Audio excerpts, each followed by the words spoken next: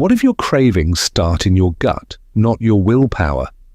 We've all been there, thinking that just by cutting out sugar, we're free from those pesky glucose spikes. But here's a surprise. Many so-called healthy meals can still mess with your blood sugar. Why? Because they lack one critical ingredient: fiber. Think of fiber as the mesh filter for your body.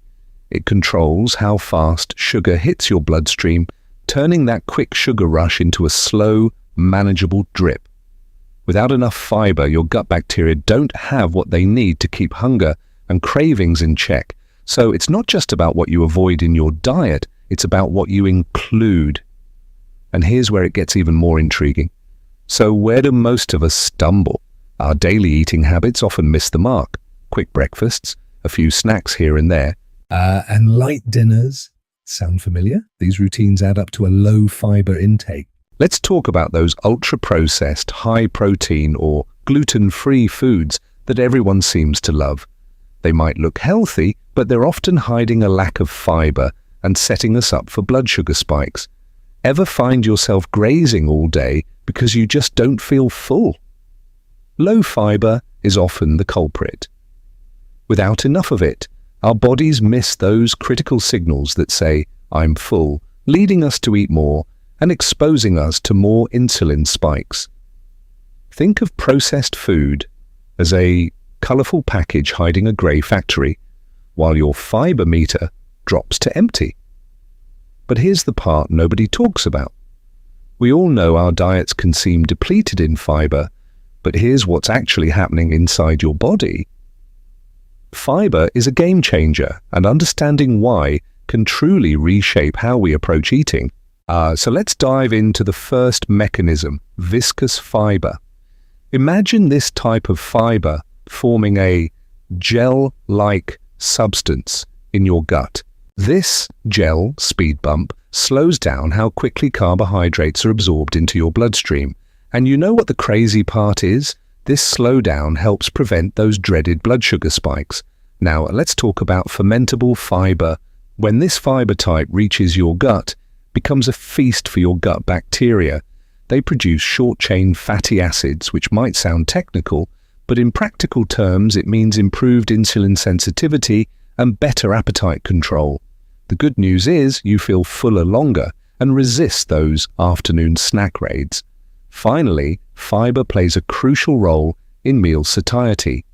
You know that satisfied feeling after a good meal? Fiber enhances this sensation, so you naturally eat less without even trying. Think of it as investing in long-term fullness, reducing those frequent snack spikes. But here's the part nobody talks about. Leveraging these mechanisms can be simple with the right plan. And that's where things get really interesting with our fiber ladder. So now that we know how fiber works its magic inside us, let's talk about how to actually get enough of it without turning your stomach into a science experiment. Step 1 is all about setting a realistic daily fiber range. Aim for around 25 to 30 grams a day. But don't just jump right in. Increase gradually and keep a water bottle handy to help avoid bloating or constipation. Next, think of your meals like a 3-2-1 plate.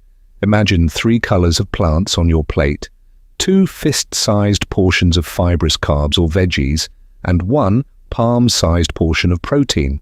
You can tweak this based on how hungry you are or your personal goals. Now here's where we get practical with the 7-day fiber ladder.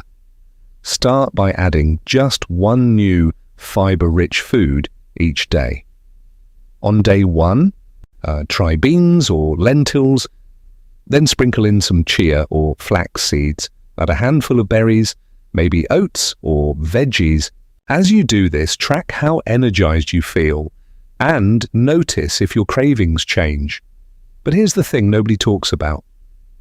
Now that we've climbed up the fiber ladder, let's pull it all together.